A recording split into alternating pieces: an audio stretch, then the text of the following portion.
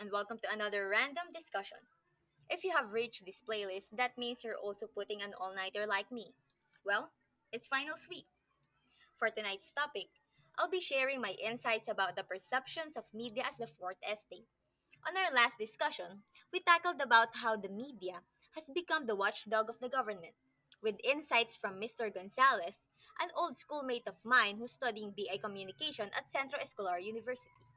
We had a short discussion about what media is, the most accessible media, and other related topics like disinformation and misinformation. So if you haven't listened to that, I'll be putting the link on the description below.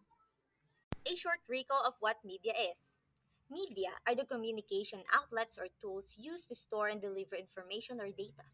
The three types of media are commonly known as news media, social media, and web media. Sounds too modern, right? Victorian writer Thomas Carlyle called the press the fourth estate of the realm.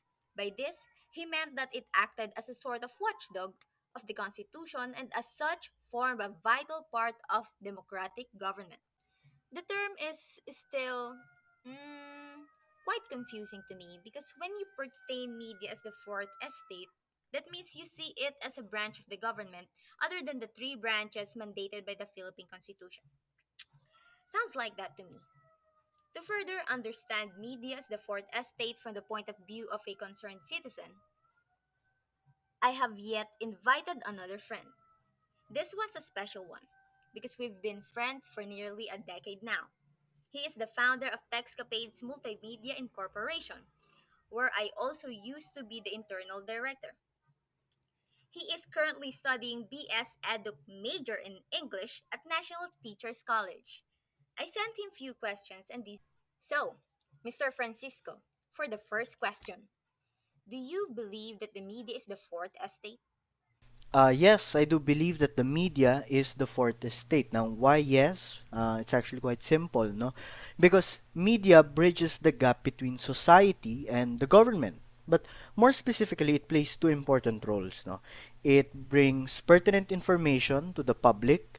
You have news outlets, journalists who cover important events not only in society but also in our government.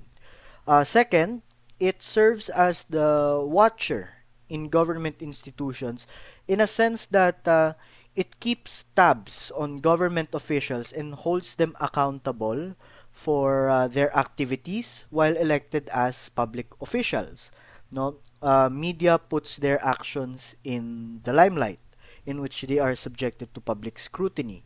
Yes, many media outlets are condemned for exposing certain news and information, but we simply cannot undermine the fact that it is in their and our best interest that we know this information, whether it puts the politicians in good or in bad.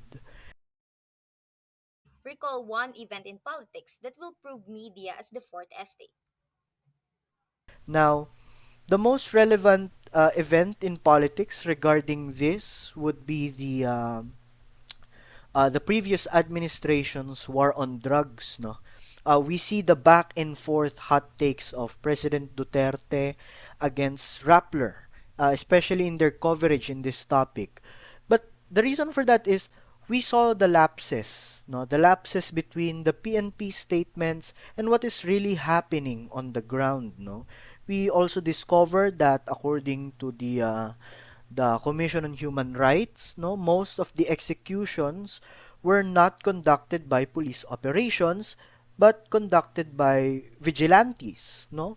We see the Nanlaban statement over and over and over again from the PNP to justify their killings of more than 6,000, 7,000 people. No, we have to understand that Rappler is just doing its job as a news outlet to deliver unbiased news and information for the benefit of all. No? And as I've said previously, this is regardless if it puts a certain figure in a good or in a bad light. Thank you so much for the wonderful answers. Just in time, thank you for tuning in to another random discussion with me. I hope you all pass your finals. We're near the end. Finish strong! That's it, folks. Good night.